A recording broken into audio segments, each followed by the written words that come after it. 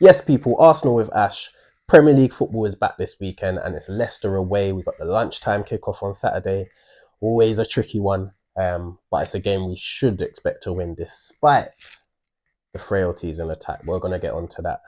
But yeah, like I said, 12:30 kickoff on Saturday. Leicester, who are in the bottom three at the moment, fighting for their lives with the rest of with the other two Premier League clubs. Wolves, got Spurs and Everton and West Ham and United all down there as well. But yeah, there is quite a considerable gap from, I believe, Wolves, who are just out the relegation zone, to I think it's West Ham or Spurs, one of the two. So yeah, it's a massive game for Leicester. They're fighting for their lives. Like I said, they've only won one game this side of the season, so since 2025 started, and that was coincidentally against Spurs. We love that. But yeah, Ruud van Nistelrooy, since he's taken the job, has found it hard, and they were finding it hard before that anyway. Obviously, in the reverse fixture, we were cruising with a 2-0 lead, and then they scored two quick goals. I think it was from James Justin. And then we managed to get the win probably in the last couple of minutes with a 4-2 win in the end. So yeah, we can't take them lightly. And it's going to be tough because, yeah, like I said, they're fighting for their lives. And we've got a lack of attacking threat. Obviously, we found out from the Dubai trip that Havertz is now out for the season, which is incredible. He's got a torn hamstring. So now we're down to Trossard, Sterling, and Waneri as attacking options. Trossard, did I say Sterling? Trossard, Sterling, and Waneri as attacking options. Absolutely mental. I've spoken about the neglect, and it's just showing every single week. It's getting worse. Obviously, Martinelli picked up a hamstring injury in our last game at Newcastle. We know Saka's out until probably end of March, start of April.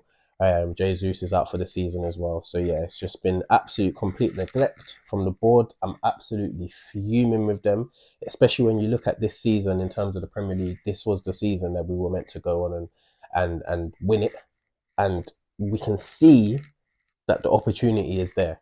Um, yes, we've had the unfortunate incidents with the referees and that would have probably gained us another 4 to 6 points. Um, but without with the more attacking threat, we could have even gone on to win those games still. Um, but yeah, it's just absolute neglect. It started in the summer where we went for Sesko, but there was no alternative that we went for. Ended up with Sterling on the last day, and then in January, you know, Saka's out for 4 to 5 months. Jesus then at the start of January ends up getting written off for the rest of the season, and our attacking options are super thin. Um, and they decided to against recalling Fabio Vieira.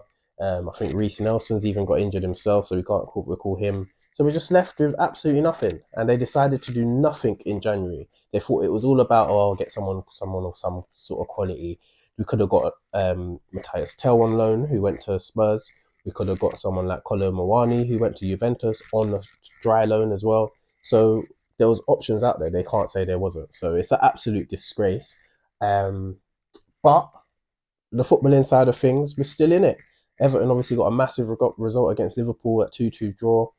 Um, I've had my daily dose of hopium, yeah, because I've looked at the fixtures and yes, we've got Leicester on this weekend and we should be winning that. We've got West Ham after that and we should be winning that.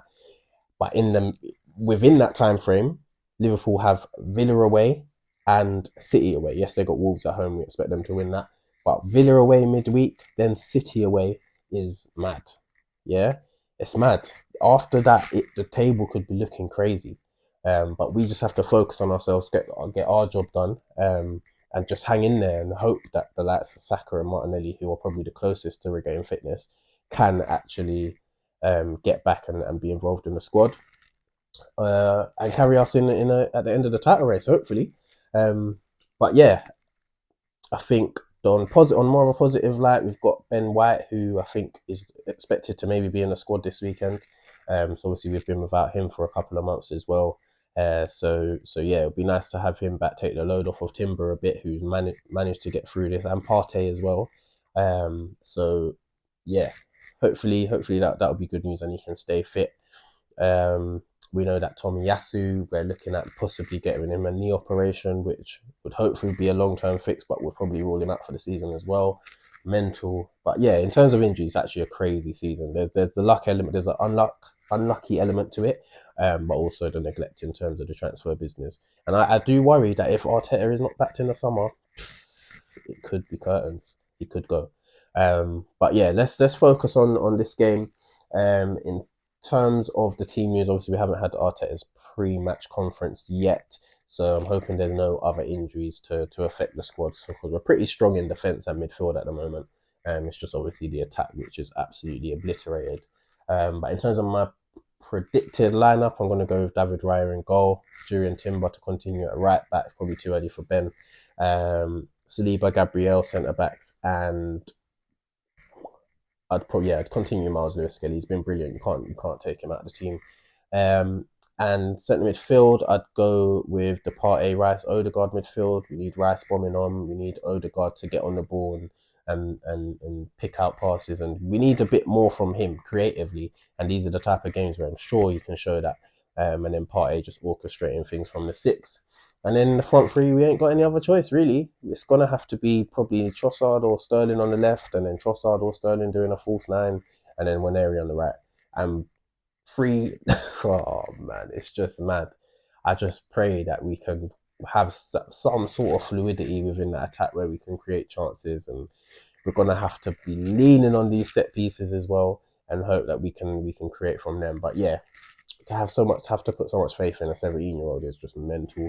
But he's got the ability, so I'm hoping that he can do something, and those three can stay fit for at least a month. Because boy, we're looking at Kieran Tierney left wing shifts. We're looking at Marino number 9 shifts, like a Fellaini. It's looking mad. It's looking so mad. But yeah, let's hang in there. I'm gonna go with a 3-0 win. I am gonna go with a comprehensive win because I think we should be mashing up Leicester. We should be mashing them up, no matter the team. So yeah, we need to go and win that game, put the pressure on Liverpool for their game against Wolves on Sunday. And then yeah, see what happens. Take it game by game. But yeah, let me know your thoughts. Make sure you like, comment, subscribe, all of that stuff. And yeah, share all of that stuff and yeah, let me know what you think about the lineup. Your thoughts on obviously the attack issue that we have, and yeah, hopefully it will be a positive match review and we can move on and really get our teeth into this title race because boy, there's an opportunity there, I'm telling you. So yeah, let's see what happens. But yeah, take care, people.